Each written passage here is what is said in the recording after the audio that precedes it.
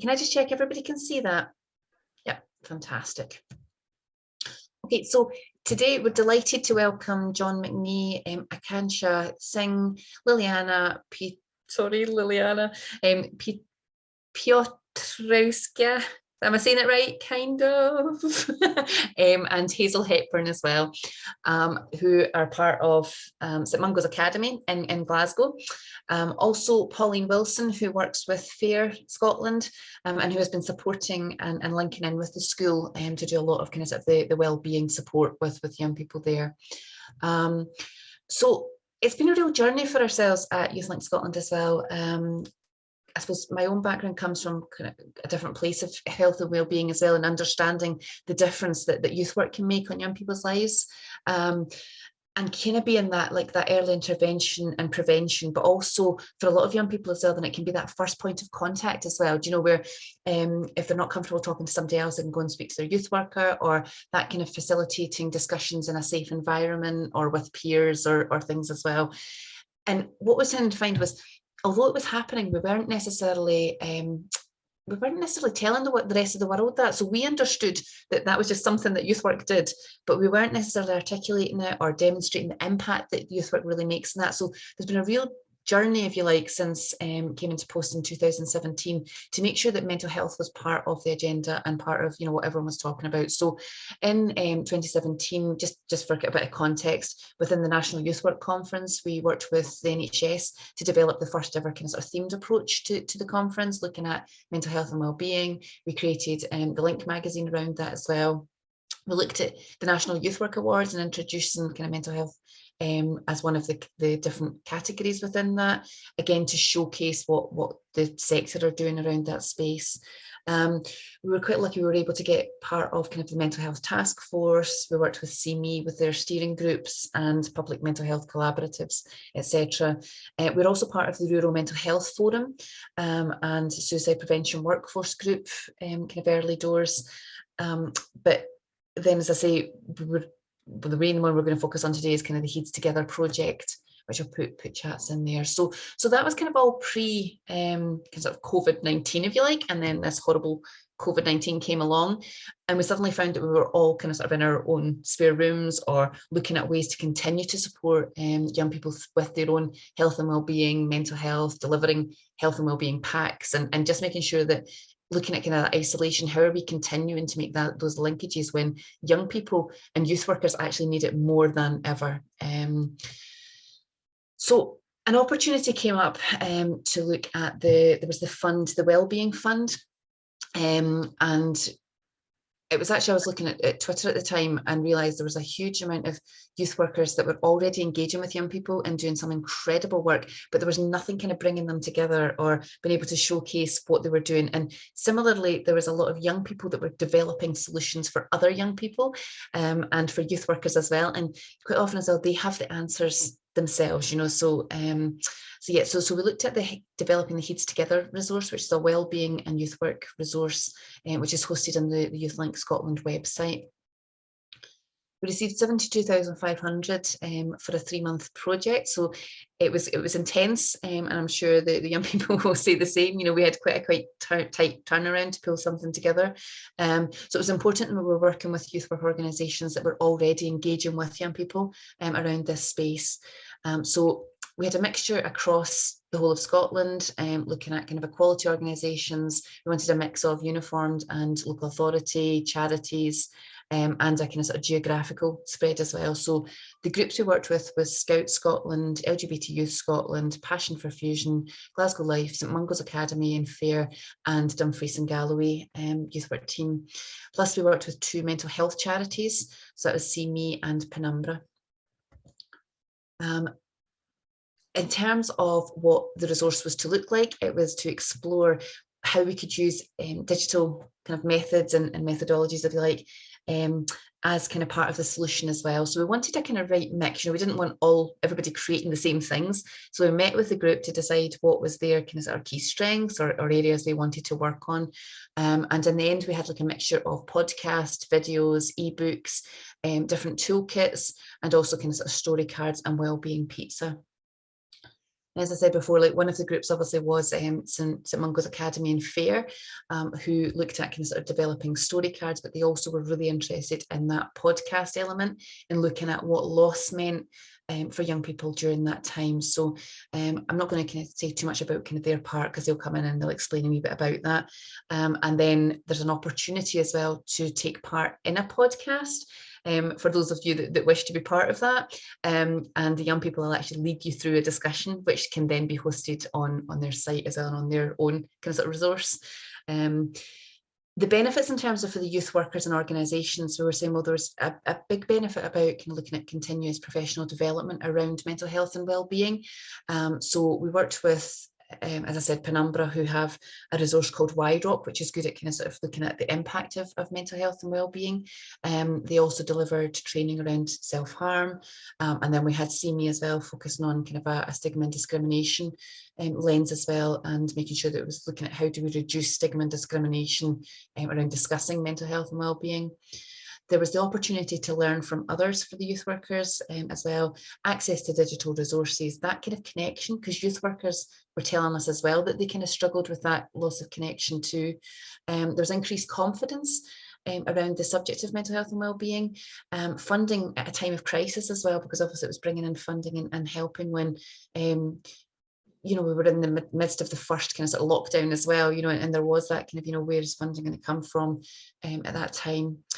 There was recognition as well in the mental health world. So to have the resource as it is, it was starting to actually get recognised. We had mental health charities down south and everything as well coming to us to say they actually liked how this looked, and that they were quite interested in developing similar things in their own areas. It also allowed the YROC license that I mentioned before, the mental health assessment tool, so the organisations could keep using that and track, the difference between the young people's mental health and progression.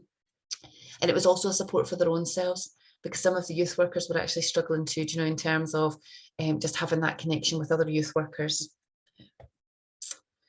So I'm going to, in a wee minute, I'll put the link in the chat so that you can see it in your own time. And, hopefully you'll be able to kind of sort of play around with it and get a feel for it as well. And there will be stuff there that you can see and use with your own young people as well, and maybe activities you want to do. The hope or the idea is that we will continue to look for other pots of funding and see if we can actually build and expand this resource, so that it can be a kind of almost like a one-stop shop, if you like, moving forward. But it's a case of, obviously funding dependent. But yeah, do keep an eye on it and keep hoping that we'll get more there. I want to share with you, I'm going to stop this screen share. I'm going to try and share another screen. I hope everyone's still okay. See, when you see everyone's faces again, it's lovely. Just check you're all still there. I talk a lot as well, so I need kind of some of the young people to kind of give me a nod, or that's where you usually kick me under the table if I talk too much. I'm going to share this just now, and this is a video that was produced by Passion for Fusion, who are one of the groups that we worked with. And Passion for Fusion had identified that, well, the young people they were working with had said there was a cultural barrier to talking about mental health and well-being within their homes. And they wanted to kind of explore what that would look like, so that being able to kind of sort of bring the terms mental health and well-being to the forefront. They'd also identified as well that storytelling was quite big within kind of their communities, within their church, within their families. And they had wanted to kind of sort of develop it around kind of sort of a storytelling kind of theme. So they created an ebook and everything through that approach. We're working with Passion for Fusion as well to develop another digital resource around mental health and well-being moving forward. So, and hopefully if some of you went to the Tectonic workshop this morning, that's actually an offshoot of kind of this project that we're working on at the moment. But let me just get this up just now and hope this sound works. If not, I'll be calling for your help for you.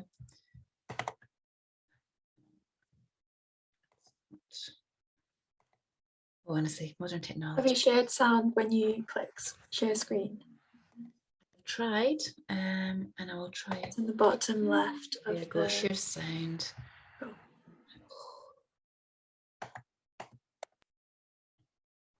Sorry, you can probably see the rest of my thing there as well.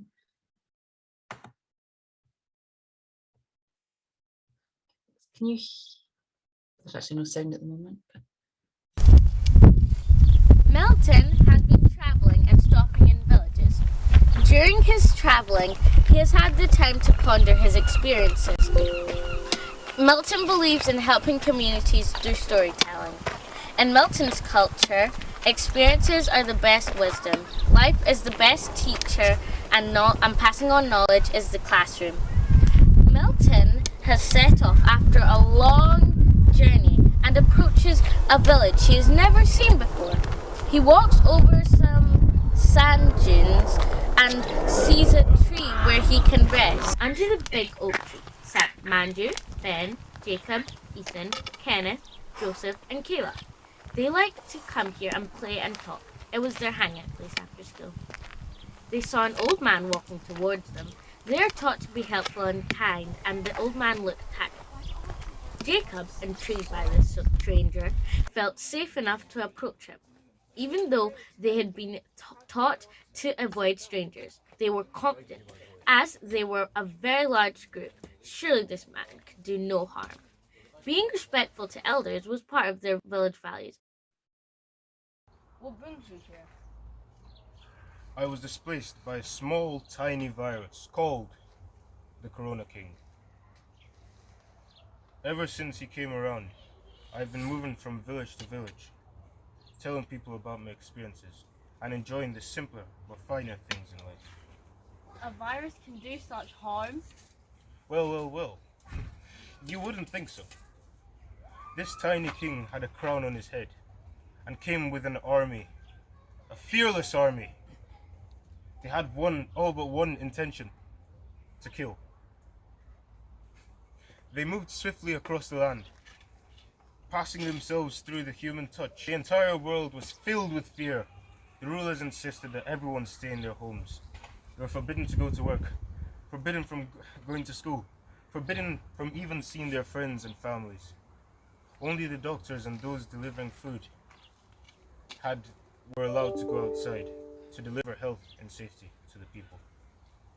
Well, enough about me, boys and girls. How about you? Why are you here under this beautiful tree?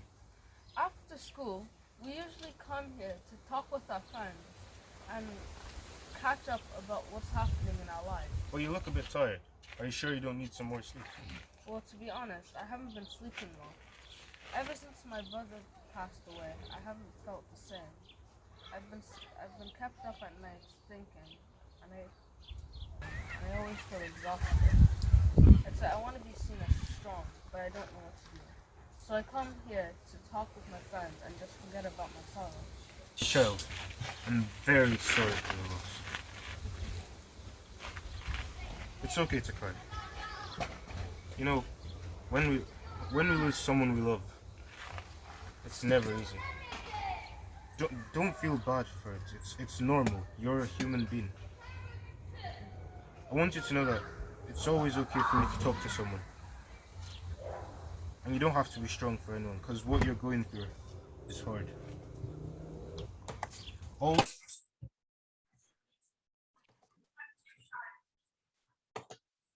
Folks, I'm going to stop that one there. It's quite a long video, so if it's just to give you a wee bit of a snapshot as to what it is about. So they were exploring and discussing kind of the different things that they were experiencing at the time. So they spoke about bereavement, they were speaking about the loss of being in school and being around peers and friends and everything like that. That's as well. They were talking about kind of sort of sleep deprivation and struggling with the emotions about coronavirus and COVID-19 and what that actually meant to them as well. So as I say, what we'll do is when the next group kind of start on, I'm going to put it in the chat, so I would encourage you to have a wee look around the resources yourselves, and also kind of to share them with others as well, and share them with young people that you're working with to hopefully kind of sort of build it and raise awareness as well. As I say, it's a lovely video, and thank you very much for that in the chat. It was produced as well by young people, and obviously bear in mind this was during COVID. It was when we were just coming out of the first lockdown as well. So the young people actually did all of their own filming, they did their own storylines, they did their script and everything as well. They did their own kind of designs in terms of illustrations and stuff as well. So it's really quite, it's powerful, but it's really kind of moving as well if you get a chance to watch the whole lot. As I say, some of the other ones, so there's wellbeing pizzas there that were developed by Scouts Scotland. There are also some the podcast as well. There's some videos as well from Dumfries and Galloway exploring kind of sort of different angers and emotions and how you can use arts therapies as part of that and work with young people through that. So I'm seeing Sarah McAdam there from Creative Scotland. So I'm kind of, so we've managed to get arts as part of it as well. So, and they've all been created by young people. So I'm going to just stop kind of making sure I've got everything here, and yep, I'm going to move on just now and ask if the group from, there we go, if the group from St Mungo's Academy can kind of come in and introduce themselves. And thereafter, as I say, what we are going to do is we're going to go into breakout rooms and try the podcast. Now, we're going to make sure all of the breakout rooms are going to actually be recording the podcast as well. So there will be the option to either kind of sort of turn your camera off if you don't want to be part of that, or put things into the chat as well. But it would be great, as I say, for the young people, for those of you that are able to join them. So, okay.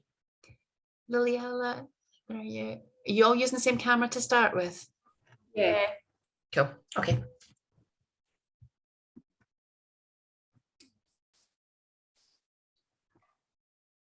See if I can screen share.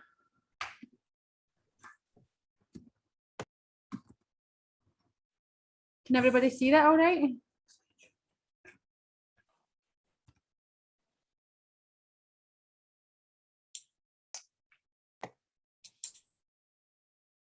It's coming up with your full screen. If you want to maybe do it as a slide, there you go, as a slideshow and then week through.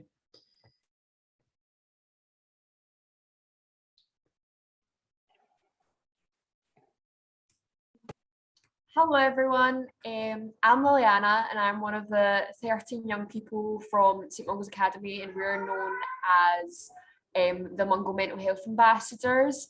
And basically we're a group of young people that have created lots of resources within the school, all surrounded by mental health with the help of the funding from YouthLink Scotland that was provided in March 2020.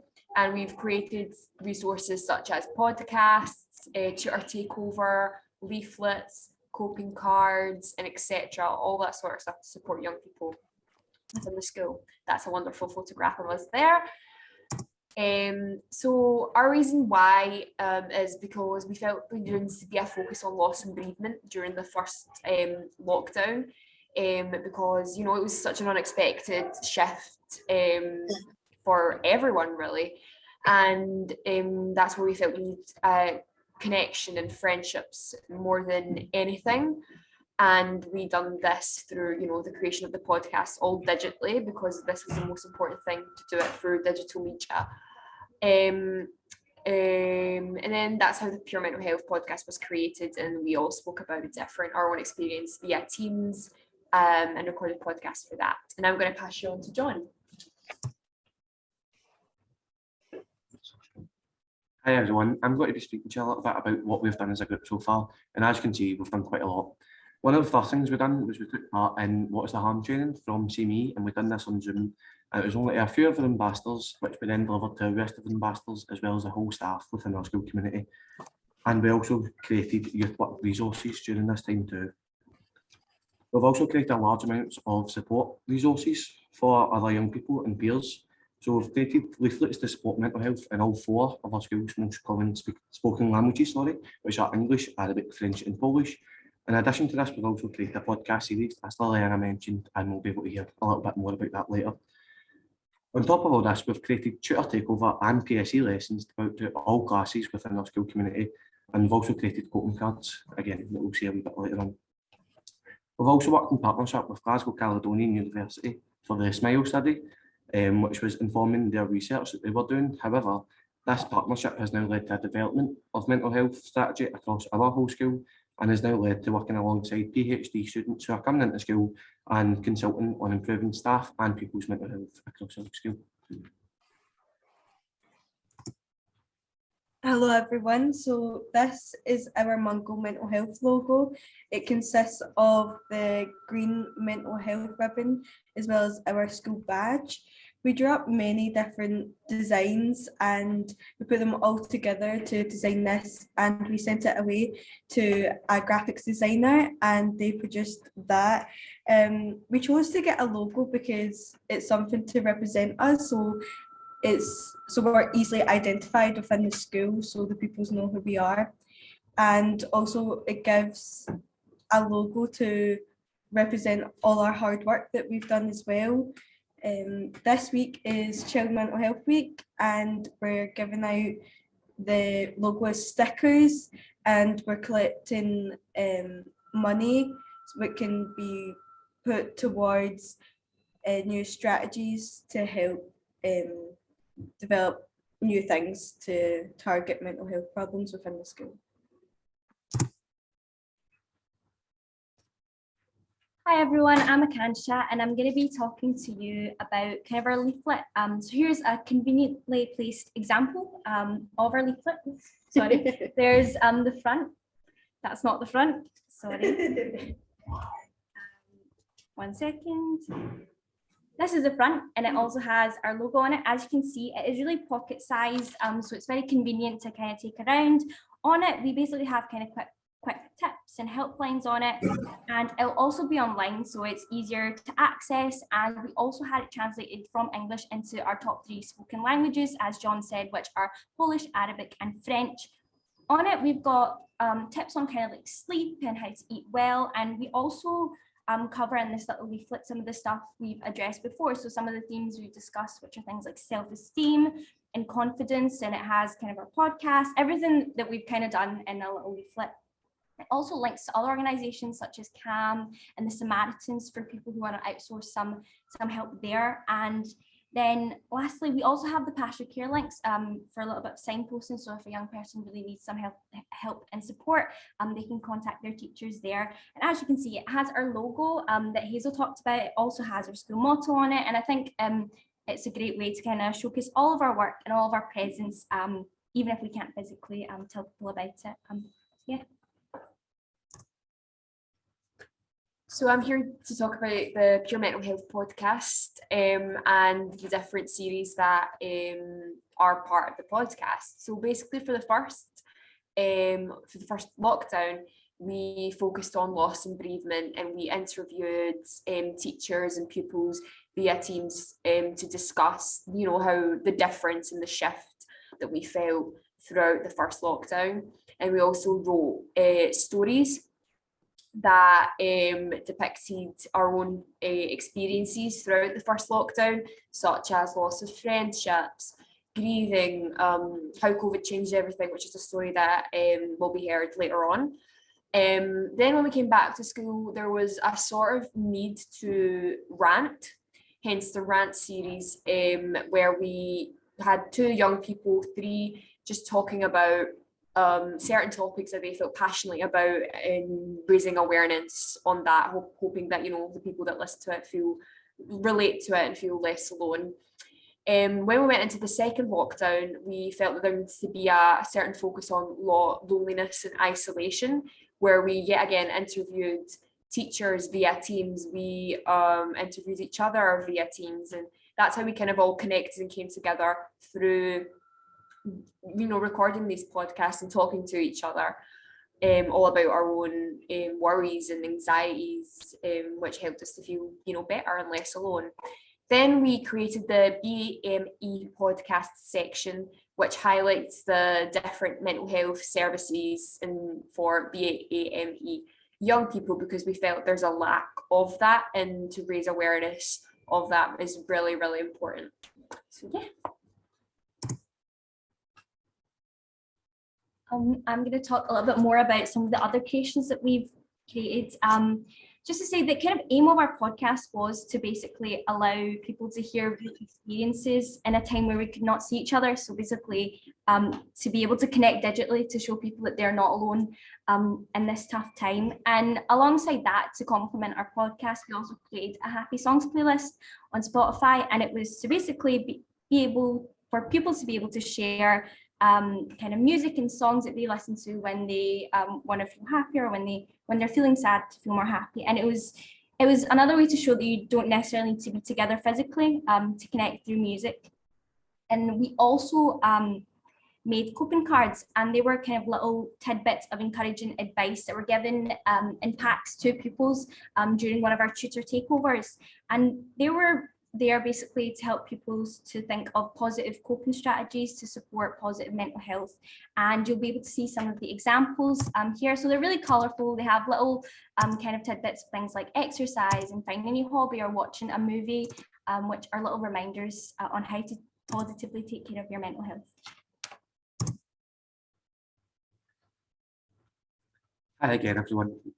So we've also created a youth work resource, which is a collection of activities and session plans that we've put together in the hopes that other youth workers can take a group of young people and create the Mental Health Ambassadors group. We hope that the session plans and the methods should help the aims come out naturally of the group and help form the basis of the group and where it goes from there. Yeah, so we created all these resources during the pandemic digitally, utilising online meetings, creating podcasts with the function of the record on Teams. Some benefits that we thought that it gave all of us a way to connect during the isolation periods that we had to do during the lockdowns as well. It was really a great way to listen to people's stories and see how they were feeling. It also gave the team something to work towards, and it really motivated us because we were very passionate about mental health and sharing our stories and trying to help people as well. It helped us feel good knowing that we can also support others, and others knowing that they have someone to actually talk to and be listened to as well. And it was also very easily accessible. We know in this day and age everything's online, so it was very easy for people to, you know, sit down and go on Teams and talk about it. Yeah. Hello everyone. So I'm back again to talk about the podcast, and basically now you're going to listen to a story that I wrote back in 2020, and I really thought I was a literary genius. That's not true. And it's narrated by Kira, who has left now, but it's just all about how COVID changed everything, and you're just going to hear it, and you can later tell us your thoughts.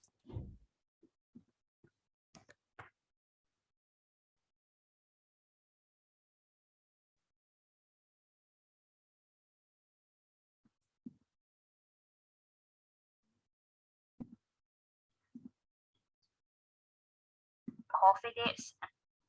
Can you hear that? Have endless shopping sprees that would leave our bank accounts in distraught. We would go to school and have what seemed like never-ending conversations with our favourite teachers. My friends and I would attend concerts with thousands of people gathered to watch and listen to a talented musician perform. We would dance and sing like there was no tomorrow. I used to have the chance to hug my loved ones. All of these things mentioned above are distant memories now, that I cherish deeply and hold insanely close to my heart. When a global pandemic was declared, I was hoping it would wash away after a matter of months and everything would just stay the same. At that time, I did not take under consideration how serious COVID-19 is and was. When things began to get worse and the numbers of COVID patients were not decreasing, on the contrary, they were rising, and the talk of schools being shut down was a mainstream topic, I was afraid. I hopelessly begged that the schools would not close. The single thought of not going to school agitated me. As every week passed, the clearer it was that the government will intend to shut down the schools. And when it happened, I fell apart. The idea of not seeing my friends and not being able to learn in a normal school environment raised anxiety levels in my body to a hellish extent. The beginning of lockdown was certainly an emotional rollercoaster. I constantly had the same thought haunting my brain. Everything will change. I hated it. It angered me. I convinced myself that I would not be able to cope with things changing. The school structure changing, shops changing, concerts being postponed, staying at home laws, and everything to do with this disturbing and irritating pandemic invaded my thoughts. and ultimately drove me insane on the daily. Several months have passed, and some of those things I found strange or infuriating are now totally normal to me. For example, wearing a protective mask was something in the beginning I found totally peculiar, and now it is just normality. Everyone you see is most likely wearing some sort of protective wear. Even clothing stores are selling masks, and in addition, they are pretty stylish. I guess what I'm trying to say is that human beings are adaptable to change. It is society that convinces us that change is something to be afraid of, that it's going to be extremely hard for us to adapt to the new policies put in place, and it's okay to worry and to be scared of the new normal. But here's a piece of advice. Take one day at a time. Try not to overthink about the fact that things are going to be slightly different now. All I can say is that from my personal experience, the one thing that kept me going and was my light at the end of the tunnel was the fact that one day it made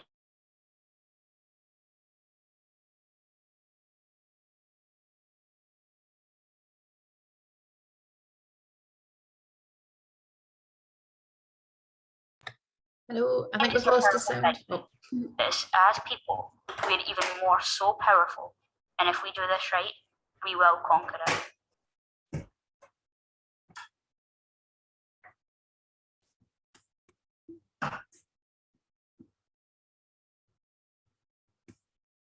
I think we lost what your one thing was there, Liliana. Oh, If there's one thing you can do, what was it? I don't really know. I think it's all about, that we're all adaptable to change, and that we are more powerful than we think we are, that we have more power within ourselves than we really think we have, and we can do really anything. Inspirational speeches.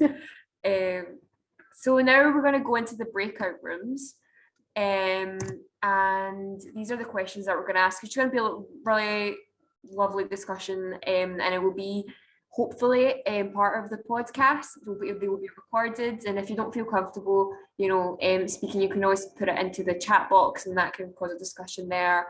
So yeah, I'll just let St Mungo's Academy. Hello. So our next steps, we've done so much, but we're always working to improve. So one of our first next steps, since we are all, majority except for 2 of the ambassadors are all S6s, so we're going to be leaving in the summer. So we are starting this week, Friday. We're recruiting some new people from all ages as well. We want to include the BGE as well with that. We're also writing our mental health sessions into the curriculum. So like we said before, tutor sessions is what we're doing this week. PSE lessons, which we have already wrote and recorded for future years. We're doing further podcast series, which some of you will be involved in just there. We're going to continue to grow the S1 buddy system. We just started that up this year. That involves every month we do a topic with your buddy or buddies if you have more than one, and you sit down and you get chatting with them, making sure they're okay, make sure that you're there for them. So yeah, we kept that plan in place, and we got some feedback last week about how we're actually doing and what the S1s like to see from us. So we got all that feedback, and the majority of it was, yeah, great. They want us to, continue that. So we will be doing that for next year. Our BGE support system is during their interviews. So that's basically our tutor time. We just 1 or 2 people go down into a room, and any person from BGE that want to just sit down and have someone to talk to, or even just to be listened to, or just a wee time where they want to colour in or draw or just have a quiet space, we will facilitate that for them, just 15 minutes of the day. And the last thing we strive to do is to continue educating the school about mental health and also the stigmas around it. We don't want it to fall back and people continuing to be uneducated about mental health and things. So yeah, that's the last thing that we want. And yeah, I'll move you on to John.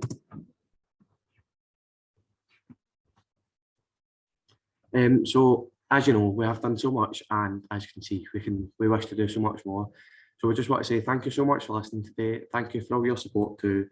And if you have any questions, then I'm sure Polly will put our email in the chat if you need to contact us at all. And yeah, thank you for coming. I think everyone, a massive round of applause to everyone from St Mungo's Academy and from FAIR as well. It's never easy actually facilitating any discussion, but let alone kind of digital discussions as well at the end of the day is too. And so I think the achievement from you all guys is incredible, and that passion and that enthusiasm to be supporting other young people during such a difficult time is true testament to you all. I'm just so incredibly proud of everything that you have achieved. Really looking forward to and excited to hear future podcasts coming from the group. If anybody is quite interested in supporting St Mungo's and FAIR as well to maybe do a podcast with them, then please pop your email addresses in the chat. So any of the participants that are here today that think, do you know what, actually I wouldn't mind kind of following that up a wee bit more, or that you're quite happy to be contacted again, then please just pop your email address in the chat and we'll follow that up with yourselves. And just thank you for leading the way and showing us what can be achieved when young people come together and design and create solutions, digital designs and solutions for other young people.